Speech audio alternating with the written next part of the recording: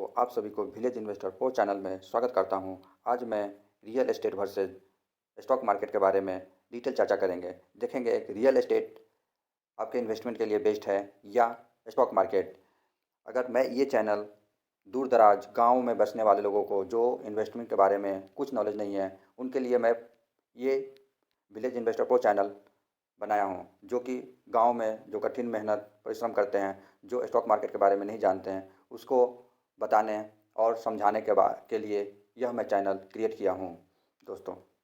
हम इंडियन कोई बड़ा पैसा इन्वेस्ट करने के बारे में सोचते हैं या रिटायरमेंट होने के बारे में सोचते हैं या फाइनेंशियल फ्रीडम होने के बारे में सोचते हैं, तो हमारे इंडियन होने के नाते हम एक ही चीज़ करते हैं, रियल एस्टेट में इन्वेस्टमेंट। आपने सुना होगा कि रियल एस्टेट में 20 साल पहले जो इन्वेस्ट किया है, 20 साल पहले जो इन्वेस्ट किया आज वो रेंटल इनकम पे वो फाइनेंशियल फ्रीडम है। मैं भी मानता हूँ। अब यहाँ हम समझेंगे कि which is the best for your investment, real estate investment या स्टॉक मार्केट इन्वेस्टमेंट। या हम काफ़ी पहले आप लोग भी सुन रखे होंगे कि स्टॉक मार्केट में भी कुछ लोग जो इन्वेस्ट किए थे या रेगुलर एसआईपी करने की मदद से या म्यूचुअल फंड में करने से वो आज भी फाइनेंशियल फ्री है दोस्तों। यहाँ दोस्तों हमें चुनना क्या क्या चाहिए, which is the best investment for you. यहाँ हम इस चुनने के लिए हमें 3 चीज़ों पे चर्चा करेंगे जो दोस्तों है। दोस्तों हम यहाँ आपको 3 चीज़ पे चर्चा करेंगे कि हमें स्टॉक मार्केट में और रियल एस्टेट में कौन सा एक्सपेक्टेड रिटर्न अच्छा देगा, हमें कौन सा रिटर्न स्टॉक मार्केट देगा या रियल एस्टेट देगा, यह हम चर्चा करेंगे दोस्तों। और नेक्स्ट में देखें analysis of the past return, past return में कौन सा बेस्ट आपको देगा, उसमें हम देखेंगे पॉजिटिव क्या है और नेगेटिव क्या है। और लास्ट में हम एक मैसेज ऐड करना चाहेंगे जिससे आपको इन्वेस्टिंग में आपको मदद मिल सके। समझे दोस्तों। दोस्तों ये वीडियो अंत तक देख लेना, ये आपके लिए एक आई ओपनर हो सकता है। आप लोग दोस्तों जानते ही होंगे कोई भी इन्वेस्टमेंट का इनकम कैसे कमा सकता है। कोई भी रियल एस्टेट में इनकम 2 प्रकार से कमा सकता है, जैसे कि रेंटल इनकम से या बाई एंड होल्ड करके या buy on low and sell on high से ही रियल एस्टेट में वो इनकम कमा सकता है। इसी के बारे में चर्चा करने के लिए हम टॉप सिटी मुंबई के कुछ फ्लैट के बारे में यहाँ पर ऑनलाइन प्राइस जो कि यहाँ अवेलेबल है आप लोग देख सकते हैं, और यहाँ रेंट इनकम रेंट कितना मिलता है वो यहाँ भी चर्चा हम आपको दिखाते हैं। यहाँ पर देख रहे होंगे कि इस फ्लैट के लिए 2.21 करोड़ रुपया, और इसी फ्लैट के लिए एनुअली आपका जो है मंथली इनकम कितना आ रहा है 55,000। और इसी में देख रहे होंगे नेक्स्ट वाले में 2.20 करोड़ और आपको रेंटल इनकम कितना आ रहा है 49,000 पर मंथ। आप इस बार देख सकते हैं दोस्तों। यहाँ पर हम दोस्तों देखेंगे मान लीजिए उस फ्लैट का कॉस्ट कितना है 2.5 करोड़ रुपया है, 2.5 करोड़ रुपया है, तो हमें रेंट कितना मिलता है, तो रेंट हमें मान लीजिए कि सालाना 5 लाख मिलता है। मान लो कि 40,000, 12 बच्चों का 48 मतलब कि 40,000 हमें रेंट मिल रहा है, मतलब कि 5 लाख रुपया आपको एनुअली मिल रहा है। और उस बिल्डिंग का फ्लैट का कॉस्ट कितना है 2,500 रुपया है। तो अगर इसे डिवाइड करेंगे तो 50/1 आ रहा है। इसका मतलब कहने का मतलब है हमें 1 रुपया कमाने के लिए हमें कितना पे करना पड़ रहा है 50 रुपया। या इस रूप से भी हम कह सकते हैं कि 100 रुपया पे हमें 2 रुपया इनकम हो रहा है। तो इसके हम पी रेशियो जो बोलेंगे, P ratio price to earning ratio, वो कितना का है 2 का है। तो हमें 2% से क्या रेंटल यील्ड मिल रहा है, रेंटल यील्ड मिल रहा है आपको 2% से। यानी आपका आपके ग्रोथ कितना दे रहा है, इंटरेस्ट कितना दे रहा है, मात्र 2%। दोस्तों हम अपने दोस्तों के बारे में बात कर रहे थे, दोस्तों में एक दूसरे से बात कर रहे थे। अरे दोस्तों बोल रहा था कि अरे जब तुमने अपनी इस वीडियो में बताया कि मात्र 2% से जब रियल एस्टेट इनकम में इन्वेस्ट करने से मिल रहा है, तो फिक्स डिपॉजिट इससे तो बेस्ट रहा। फिक्स डिपॉजिट पर 6-7% आपको मिल जाता है, तो रियल एस्टेट बेस्ट रहा। नहीं दोस्तों, मैं आपको आगे चल वीडियो में बताऊँगा आपको फिक्स डिपॉजिट से बेस्ट है आपको रियल एस्टेट इन्वेस्टमेंट। क्योंकि रियल एस्टेट का जो आप बिल्डिंग खरीद रखे उसका भी तो कॉस्ट बढ़ता जाता है, रेंट बढ़ता रहता है, तो वो सारे मिलाकर लगभग आपको मोर देन आपको 6 से 7% हो जाता है दोस्तों। दोस्तों किसी भी चीज़ या दुनिया में कोई भी चीज़ का वैल्यू तभी बढ़ता है जब उसका क्या अर्निंग बढ़ेगा। आपको अर्निंग कॉस्ट बढ़ेगी तभी उसका बिल्डिंग का कॉस्ट बढ़ेगा। आपको मान लो कि इसका रेंट ही नहीं बढ़ रहा है, इस बिल्डिंग का रेंट नहीं बढ़ेगा, तो इस बिल्डिंग का कॉस्ट कोई बढ़ेगा जो सेम ही रहेगा। तो अर्निंग बढ़ने के कारण इस बिल्डिंग का कॉस्ट भी बढ़ता है, जो कि मिलाकर आपको फिक्स डिपॉजिट से बेस्ट होता है रियल एस्टेट इन्वेस्टमेंट। किसी भी शहर में अगर मान लो कि रेंट बढ़ने से उस शहर का आपका प्रॉपर्टी का कॉस्ट बढ़ेगा ही बढ़ेगा दोस्तों, बढ़ेगा ही। चलिए दोस्तों इसी को हम चर्चा करने के लिए हमें स्कूल में पढ़ते हैं फैक्टर ऑफ प्रोडक्शन आप पढ़े होंगे तो किसी भी चीज़ का प्रोडक्शन या कंपनी प्रोडक्शन करने के लिए वो क्या चीज़ होता है, लैंड होता है, लेबर होना चाहिए, कैपिटल होता है, एंटरप्रेन्योरशिप होता है। इन चारों चीज़ को मिलने से एक क्या बनता है, एक बिजनेस बनता है जो कि कुछ प्रोडक्शन निकल के आता है, कुछ प्रोडक्ट करती है जो लोगों को कंज्यूमर के रूप में काम करता है।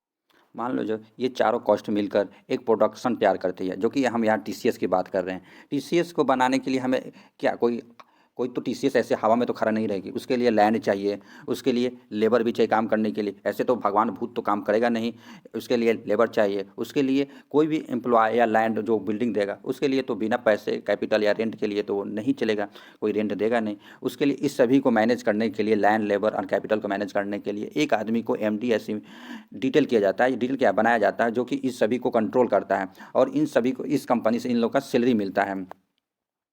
मान लो सपोज डैट ये एक तेज तर्रार आदमी है जो कि सभी को हैंडल कर रहा है। मान लीजिए इस बिल्डिंग का कॉस्ट ही आपको मतलब 15 से 20% बढ़ने लगे, तो ये जो स्मार्ट आदमी देख रहे हैं ये क्यों यहाँ रहेगा, क्यों इतना को टेंशन लेके आपको काम करेगा जब 15-20% ही मिल रहा है। तो हम कभी भी देखते हैं कि शेयर मार्केट या कहीं भी 15 से 20% ही हमें आता है। तो ये जो देख रहे हैं अंबानी, अडानी अडानी ये सब बिजनेस क्यों करते हैं, यही लोग रियल एस्टेट में ही पैसा क्यों नहीं लगा देते, रियल एस्टेट में ज़मीन खरीदते, बिल्डिंग बनाते, रेंट पर दे देते, उससे कॉस्ट निकल जाता है। ये लोग जानते हैं कि हमें कंपनी बनाने से लोगों में क्या, लोगों को प्रोडक्शन मिलेगा, रोजगार मिलेगा, इंडिया की ग्रोथ होगी और सब कुछ होगा, और ये लोग अच्छा से अच्छा रिटर्न निकालने के फिराक में रहते हैं, न कि रेंट से, रेंट पे ही। ये एक भी नहीं देखे होंगे कि अंबानी अडानी अपने घर को रेंट पे दे दिए, ये बेवकूफ़ी की तरफ होती है। ये लोग क्या कहाँ पैसा लगाते हैं, कंपनी में लगाते हैं। कंपनी क्या है, कंपनी में हम लोग इन्वेस्ट करते क्या है, शेयर खरीदते हैं, कंपनी का मालिक बनते हैं, हिस्सा लेते हैं।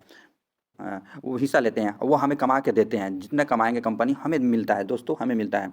और तो क्यों नहीं आपको एक अच्छा कंपनी खरीदने और घर बैठे ही आप कंपनी को ऑपरेट कर सकते हैं विदाउट टेंशन। इसमें सारे को ये इन्वेस्टर लोग हैं, इन्वेस्टर को 10 से 20% या 20% मिलता है, सभी फायदा उठाते हैं ये ऑपरेटर लोग जी, ये ऑपरेटर होते हैं किसी कंपनी का मालिक। हम यहाँ एक और बात बताएंगे दोस्तों, यहाँ हम गांव से बिलोंग करते हैं इसलिए ये लोग लेबर कौन खटाता है, लेबर कौन खटाता है, ये अडानी अडानी हमारे बड़े बड़े जो इन्वेस्टर है वो खटाते हैं। हमारे जैसे इन्वेस्टर है ये लोग रोजगार के फिर अभी 15 साल 20 साल पढ़ाई करेंगे, 30 साल, उसके बाद इतना कॉस्ट करेंगे और दिन रात टेंशन में काम करते रहते हैं। ये लोग टेंशन में काम करते हैं, हमें रोजगार चाहिए, वो रोजगार चाहिए। अरे ठीक है रोजगार चाहिए तुम्हें, बट तुम यहाँ अपॉर्चुनिटी है, तुम इन्वेस्ट करो, तुम्हारे अंडर सारे ये लोग काम करेंगे, ऐसा करो ना, क्यों फालतू में जो रोजगार के पीछे भागते रहते हो। यहाँ हम बात कर सकते हैं दोस्तों कि लोगों को मान लो कि रेंट ही इतना आ जाता, तो लोग यहाँ पे ये जो स्मार्ट इन्वेस्टर देख रहे हैं, ये लेबर और ये लैंड लैंड कैपिटल, ये लोग क्यों इन्वेस्ट करते हैं इसमें, ये लोग टाटा अडानी अबानी जैसे रेंट पर क्यों नहीं दे देते हैं आप लोग। या हम दूसरा फैक्टर चेक करेंगे। कुछ लोग बोल रहे हैं कि पास्ट 20 साल में किसी का रियल एस्टेट में इन्वेस्ट किया है तो वो काफ़ी ग्रोथ किया है। Analysis the past return of the real estate. यहाँ पर कुछ लोग बोलते हैं कि हमने 10 लाख का एक ज़मीन लिया, आज वो 2 करोड़ का बन गया 20 साल में, तो अगर कंपाउंडिंग एनुअली ग्रोथ दिखा रहा है तो मात्र 16% का है, जो कि स्टॉक मार्केट से भी मिल जाए। ये हर किसी का 20 गुना नहीं हुआ है दोस्तों, हर किसी का एक किसी का अपॉर्चुनिटी मिला है उसी को हुआ है 10 गुना 20 गुना। यहाँ दोस्तों हम कह सकते हैं कि हाँ रियल एस्टेट ने स्टॉक मार्केट को टक्कर दिया है, हम भी मानते हैं दिया है, लेकिन कमिंग डे आने वाले फ्यूचर में ऐसा नहीं होगा दोस्तों। ऐसे कि इसी को बताने के लिए हमें 2008 में हमें अमेरिका जाना होगा। 2008 में क्राइसिस क्यों आया था अमेरिका में, रियल एस्टेट इतने लोग खरीद रखे थे, इतने खरीद रखे थे कि बैंक को, जो बैंक से लोग कर्जा लिए थे वो बैंक को कर्जा चुका नहीं पाए, जिसके कारण वहाँ रिसेशन आ गया और मंदी आई, आर्थिक मंदी। ये दोस्तों हम लोग देख रहे होंगे आज का रियल एस्टेट इतना हाई प्राइस पर क्यों बिक रहा है, इतना क्यों बिक रहा है। आप लोग देख रहे हैं दिन पे दिन रियल एस्टेट का प्राइस भाग रहा है, हर कोई चाह रहा है कि रियल एस्टेट में ही इन्वेस्ट करे। जो सैलरी पर्सन है जानते हैं कि हम ज़मीन खरीद ले, ये खरीद ले। एक हम इसके समझने के लिए हम 20 साल पीछे चलते हैं, 20 साल पीछे चलेंगे तो हमें पीछे जाते हैं 20 साल रियल एस्टेट की वैल्यू क्यों कम था, क्योंकि उस समय जो था लोन लेने की जो ट्रेंड थी वो काफ़ी कम थी। लोग लोन लेना एक गलत मतलब अशगुन मानते थे। आज के दौर में हर कोई देखेंगे कि 5 लाख का एनुअल इनकम आ रहा है तो वो 30 लाख 40 लाख का आ, आ, ये ज़मीन खरीद लेते हैं। क्यों, क्योंकि उसके लोन लेने का जरिया जो है काफ़ी मतलब फास्ट हो गया, हर किसी को लोन मिल जाता है और उसी कर्ज में दबे रहते हैं और हर कोई कर्ज लेकर ही ये रियल एस्टेट में इन्वेस्ट करते हैं। पिछले कुछ साल से देख रहे होंगे कि किसी भी प्रॉपर्टी का जो अर्निंग है, अर्निंग काफ़ी रेट से ग्रोथ नहीं हो रही है, लेकिन प्रॉपर्टी का दाम जो है काफ़ी हाई रेट से बढ़ता जा रहा है। अब इसी को समझने के लिए कुछ साल आप अपने पेरेंट या माता पिता या रिलेटिव को देखे होंगे कि पहले 20 साल कभी लोन लेने की इतना ट्रेंड पहले नहीं था। लोग लोन लेना एक अशगुन मानते थे, शगुन कभी मानते ही नहीं थे। आज के दौर में लोग देख रहे होंगे किसी प्रॉपर्टी खरीदने के लिए लोन लेना एक ट्रेंड बन गया। आज लोग कोई भी ग्रेजुएट का अगर जॉब लगता है तो सबसे पहले क्या करता है, वह सबसे पहले देखेगा कि गाड़ी ले लेगा, बंगला ले लेगा, और घर को खरीदना, प्रॉपर्टी को खरीदना वो एक प्रकार का प्रेफरेंस बना बना लिया है।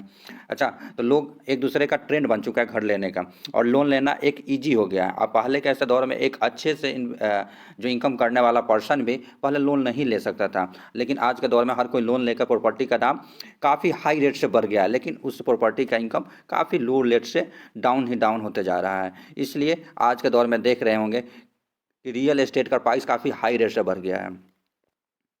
ये अगर यही देखेंगे 20 साल पहले सबसे इन्वेस्टिंग का बेस्ट तरीका था क्या, रियल एस्टेट। रियल एस्टेट में पहले आदमी इन्वेस्ट करता था, लेकिन आज के दौर में देखेंगे कि आपके पास गाड़ी, डाक बंगला या घर नहीं हो तो कोई लड़की शादी नहीं करती है। ये अच्छा,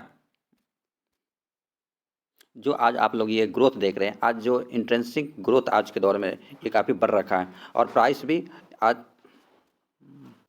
आप लोग कोई पास्ट में देख लिया होगा, आज जो ये प्रॉपर्टी का प्राइस जो भाग रहा है, ये ट्रेंड चल रहा है, जो रियल एस्टेट का प्राइस ट्रेंड चल रहा है, और इंट्रेंसिक वैल्यू का जो है वो अर्निंग इनकम काफ़ी डाउन हो रहा है। ये एक प्रकार का क्या कहा जाए, एक प्रकार का एक बबल है, ये एक दिन ना क्रैश होगा ही होगा, ये मेरे लिख के ले लीजिएगा, ये दावा है।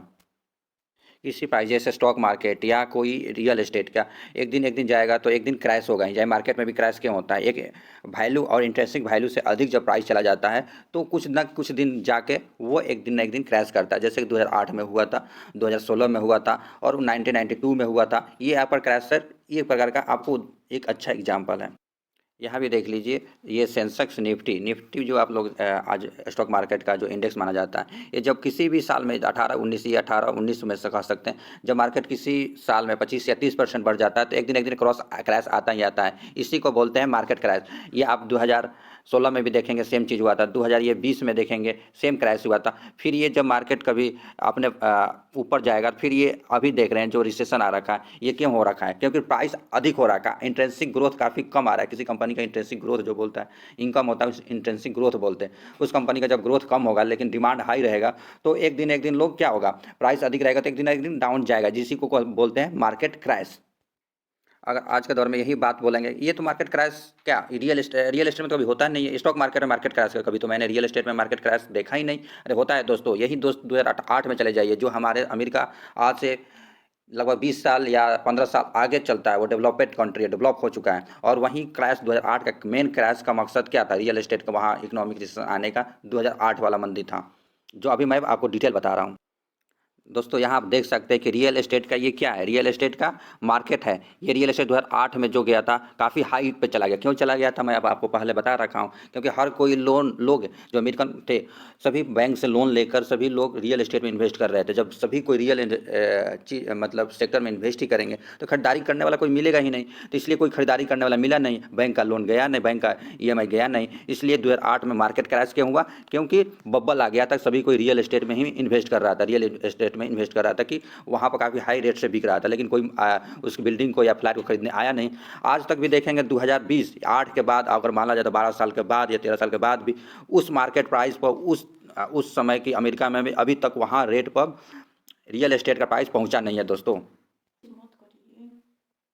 ये दुनिया का सबसे बड़ा रियल एस्टेट मार्केट क्रैश कह सकते हैं इस चीज़ को, जो कि हम बता सकते हैं ये अभी इंडिया में अभी एक बार भी रियल एस्टेट का मार्केट क्रैश नहीं हुआ, लेकिन हमें आशाएं हैं कि इंडिया में भी रियल एस्टेट क्रैश जरूर आएगा। रियल एस्टेट क्रैश जब कोई दोस्तों आप किसी एसेट या रियल एस्टेट को जब डाउन पे ये जो बटन पर खरीदते हैं तो एक दिन ये मार्केट ऊपर जाएगा ही जाएगा।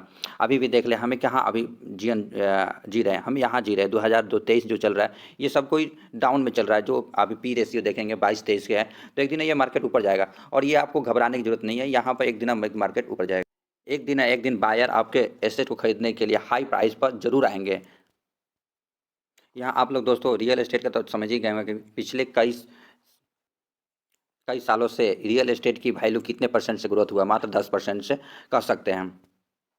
यहाँ देखें कि पिछले 10 साल से लगभग 16% के कंपाउंडिंग से ग्रोथ किया, इसलिए लोग बोलते हैं यहाँ से लोग रिटायर और फाइनेंशियल फ्रीडम हो रखे हैं। लेकिन हम यहाँ से आगे नहीं कर सकते कि 16% कंपाउंडिंग ईयरली रिटर्न दे के आपको रियल एस्टेट बढ़ सकता है, लेकिन स्टॉक मार्केट में हम दावा के साथ कह सकते हैं कि 15 से 20% आपको एनुअली ग्रोथ दे सकता है। या हम रियल एस्टेट और स्टॉक मार्केट के प्रोस एंड कॉन्स के बारे में समझेंगे, और हम अब यहाँ अपना एक मैसेज ऐड करना चाहेंगे दोस्तों, जो कि आपके लिए एक वैल्यूएबल वीडियो हो सकती है, वैल्यूएबल ज़िंदगी में बन सकती है।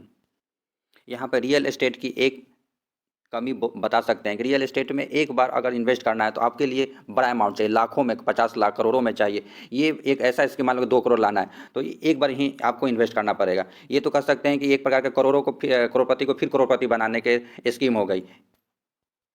यहाँ पर मैं एक नोटिस करता हूँ, जो मिडिल क्लास के लोग होते हैं या जो जॉब करते हैं, जो गांव से या बिलोंग करते हैं, उन्हें यही करते हैं, शॉर्टकट मारने की तरीका ढूंढते हैं। यहाँ पर देखिए क्या बोलेंगे कि लोग क्या करेंगे, लोन ले लेंगे। कितने साल के लिए? 20 से 30 साल के लिए। और कितना इंटरेस्ट रेट देंगे? 6 से 8% देंगे। तो वो 20 से 25% तो फाउंडेशन हो गया, और उसका कितना पे करेंगे? मान लो 15 लाख लिया तो उसका कितना पे किया? 1.5 करोड़ का, तो कितना? 3 करोड़ रुपया पे किया। वो ज़िंदगी भर वो जॉब करता रह जाएगा और कुछ नहीं कर पाएगा, वो रियल एस्टेट और घर के पीछे भागता रहेगा। यहाँ पे जो जॉब करने वाला होता है वो एक कंपाउंडिंग के खिलाफ जाता है, जो कि उसकी इंट्रिंसिक वैल्यू, मतलब कैपिटल की, अपने प्राइस लो करता है। लेकिन बट दोस्तों, आप लोग के लिए एक अच्छा अपॉर्चुनिटी है। आप स्टॉक मार्केट में मात्र 500 रुपया, 1000 रुपया, 2000 से भी आप स्टार्ट करते हैं, जो कि एक अच्छा प्रकार का इन्वेस्टिंग का तरीका होता है। लेकिन दोस्तों, स्टॉक मार्केट में आपको ये 2 करोड़ रुपया सेविंग से जमा नहीं करना है। आपको मात्र छोटा सा अमाउंट आपको इन्वेस्ट करते रहना है, छोटा सा अमाउंट। ये मात्र इसमें 20 लाख इन्वेस्ट करते हुए लॉन्ग टर्म में आपको 10 से 20 साल में आपको ये 2 करोड़ रुपया बन जाएगी। ये रीज़न क्या है? इसका कंपाउंडिंग के कारण होता है। कंपाउंडिंग एक बार मैं वीडियो लेके आऊँगा, आप देखेंगे, बताऊँगा कंपाउंडिंग कैसे काम करता है दोस्तों। लेकिन यही बात करूँगा दोस्तों, रियल एस्टेट में आपके सारे इन्वेस्टमेंट एक ही बास्केट में रहेगा, क्योंकि एक बास्केट टूटने से आपके सारे अंडे फूट जाएंगे, आपके सारे प्रॉपर्टी बर्बाद हो जाएंगे। बहुत सारे लोगों का रेंटल इनकम, एक ही घर, पूरी अपने लाइफ में एक ही घर खरीद पाते हैं। एक घर खरीदने से आपका रेंट इनकम मात्र एक ही घर से आएगा। लेकिन वहीं स्टॉक मार्केट की बात का आज विभिन्न विभिन्न कंपनियों में लगा देते हैं, जिससे हर कंपनी से आपको डाइवर्सिफाई होने के कारण अलग अलग आपको क्या डिविडेंड मिलेगा और इनकम आएगा, जो आपको इसको भी बीट कर सकता है, जो कि इंटरेस्ट फिक्स डिपॉजिट रहता है, इससे भी आपको डिविडेंड बीट कर सकता है। और जो कैपिटल गेन आएगा वो अलग से आएगा। इसलिए दोस्तों, स्टॉक मार्केट में इन्वेस्ट करने के लिए नीचे डिस्क्रिप्शन में दिए हुए लिंक को जाके टच करें और डीमेट अकाउंट खुलाइए। अपने जीवन का पहला डीमेट अकाउंट खुलाइए और स्टॉक मार्केट में इन्वेस्ट करने के लिए दिए हुए लिंक पे सब्सक्राइब करें और शेयर करें। अगर वीडियो पसंद आए तो लाइक और शेयर भी करें, क्योंकि ये वैल्यूएबल वीडियो हर आपके रिलेटिव और दोस्तों के पास पहुंच सके, जो अपने जीवन में जो कुछ कर सके। दोस्तों, यही बात किया जाए रियल एस्टेट में। रियल एस्टेट में आप मान लें घर खरीद लिए हैं, आपको ये आसानी से बिकता नहीं है। बिकने के लिए एक बायर खरीदना होगा। बायर आपको जल्दी पैसा चाहिए तो आपको जल्दी वो पैसा देगा भी नहीं। और चाहेंगे कि मान लें कि इसको एक कोना बेचना चाहते हैं, कोना बिकाता है क्या घर का? नहीं बिकाएगा। अगर मान लो कि आपको बच्चे के पढ़ाना है तो बच्चे के पढ़ाने को लोग बोलते हैं कि हमें रियल एस्टेट में इन्वेस्ट किए हैं अपने बच्चे के लिए, फ्यूचर के लिए। अरे कहाँ पर आते हैं, नहीं कर पाते हैं। जब बच्चे की जरूरत पड़ता है पैसा की, या कोई आपके मिस हैपनिंग हो जाता है तो घर बेचने चाहोगे, जहाँ 6 करोड़ का रहेगा आपको मात्र 2-3 करोड़ में आपको बेचना पड़ेगा पैसे की जरूरत के कारण। लेकिन यही चीज़ रियल एस्टेट में आपको देखना चाहते हैं, मात्र 10,000 का बेचना चाहते हैं, 10,000 का बेच दीजिए। 20,000 का बेचना चाहते हैं, फटाफट 2 दिन के बाद आपके डीमेट अकाउंट में आ जाएगा दोस्तों। क्योंकि स्टॉक मार्केट में लिक्विडिटी काफ़ी अधिक होती है जब खरीदना बायर और सेलर लगे रहते हैं। और यहाँ पे आपको देख रहे होंगे कि अगर घर को बाई करना हो या सेल करना हो तो आपको बहुत सारे टैक्स टैक्स पे करना पड़ता है गवर्नमेंट को। ये चार्ज वगैरह वगैरह चार्ज आपको तो मात्र हम कहेंगे 10 से 12% आपको गवर्नमेंट टैक्स ले लेती है या ब्रोकरेज हो जाता है। लेकिन यहीं पे बात करेंगे स्टॉक मार्केट में ऐसा किसी प्रकार का ऐसा कुछ टैक्स अधिक नहीं लिया जाता है। यहाँ पर घर खरीदने में आपको क्या क्या सब चार्ज होता है, जैसे ब्रोकरेज होगा, स्टाम्प ड्यूटी चार्ज होगा, रजिस्ट्रेशन चार्ज होगा, मेंटेनेंस चार्ज, हरदम ये पेंट कराइए, वो पेंट कराइए, इस मिस्त्री को बुलाइए, वो मिस्त्री को बुलाइए। अगर 1000 प्रकार का आपको ध्यान देना। स्टॉक मार्केट में कुछ नहीं, आप इन्वेस्ट कीजिए, डायरेक्ट लॉन्ग टर्म के लिए भूल जाइए, आपको एक दिन ग्रोथ करेगा ही करेगा। इसलिए बोलता हूँ दोस्तों, इन्वेस्ट कीजिए। यहाँ लोग बोलते हैं स्टॉक मार्केट में क्रैश होता रहता है। ये मैं एक प्रकार का मिस हैपनिंग नहीं बल्कि एडवांटेज बोलता हूँ। जैसे आप लोग फ्लिपकार्ट में, अमेजन में ऑफर आता है 20%, 30%, तो लोग बाई करेंगे, पैसा ले लेके दूसरे से बाई करते हैं। लेकिन यही स्टॉक मार्केट में जब 10%, 20% के ऑफर पर आपको मिलता है तो कोई नहीं खरीदता है और डरते हैं। यहाँ जाके खरीदिए ना, क्या दिक्कत आ रहा है आपको। यही मैं अपना लास्ट में एक मैसेज ऐड करना चाहूँगा, जो आपके लिए इस वीडियो में आपको काफ़ी हेल्प करेगा और जीवन में भी काफ़ी हेल्प करेगा दोस्तों। ये दोस्तों रियल एस्टेट किसी भी इन्वेस्टर के लिए काफ़ी लॉन्ग टर्म वैल्यू प्रकार का एक चीज़ होता है, जो पीसफुली रूप से बैठे होता है लॉन्ग टर्म में, उसका ग्रोथ होता है। लेकिन आज के दौर में देखेंगे स्टॉक मार्केट जो खेलते हैं, ट्रेडिंग इंट्राडे करते रहते हैं, बाई सेल करते करते अपना सारा पैसा उड़ा देते हैं या अपना लॉस कर देते हैं। यही करते हैं रियल एस्टेट में। इसलिए पैसा कुछ लोग बना पाते हैं क्योंकि वो बाई होल्ड लॉन्ग टर्म के लिए करते हैं। लेकिन यही आप देखेंगे स्टॉक मार्केट में आज जाए उसको 9 बजे मार्केट ओपन हुआ, 3 बजे उनको प्रॉफिट चाहिए 10% 15%। लेकिन रियल एस्टेट में पेशेंस रखना पड़ता है, तो उनका वेल्थ क्रिएट होता है। वो आज रियल एस्टेट बाई किए तो ये नहीं कहते हैं कि कल ही हमको बेचना है, परसों ही बेचना है। ये काफ़ी 5 साल के बाद देखते हैं उनका 5 गुना या 1 गुना 2 गुना बढ़ जाता है। लेकिन रियल एस्टेट में आप यहीं इन्वेस्टमेंट की बात करें तो लोग क्या करेंगे, बाई सेल करते रहते हैं। हमको आज लगाए तो मार्केट में 2% 5% या 2 गुना कल परसों या 1 महीना में मिल जाना चाहिए। ऐसे थोड़ी होता है दोस्तों। घुमा फिरा कर एक बात यही है, किया था वो एक अलग गेम था। यहाँ दोस्तों रियल एस्टेट से भी छोड़कर स्टॉक मार्केट में काफ़ी अच्छा ग्रोथ कर सकते हो। यहाँ देख रहे होंगे, यहाँ मेरी पर्सनली बात करोगे तो मैं रियल एस्टेट में करूँ या स्टॉक मार्केट, मैं तो स्टॉक मार्केट में इन्वेस्ट करता हूँ दोस्तों। और मैं दोस्तों, अगर वीडियो आपके लिए पसंद आए तो लाइक एंड शेयर सब्सक्राइब करें दोस्तों। अगर मैं अगर आप लोग का किस प्रकार का इन्वेस्टमेंट पसंद करना चाहते हैं तो कमेंट बॉक्स में ज़रूर लिखना ना भूलें। Thank you for watching my video. जय हिंद।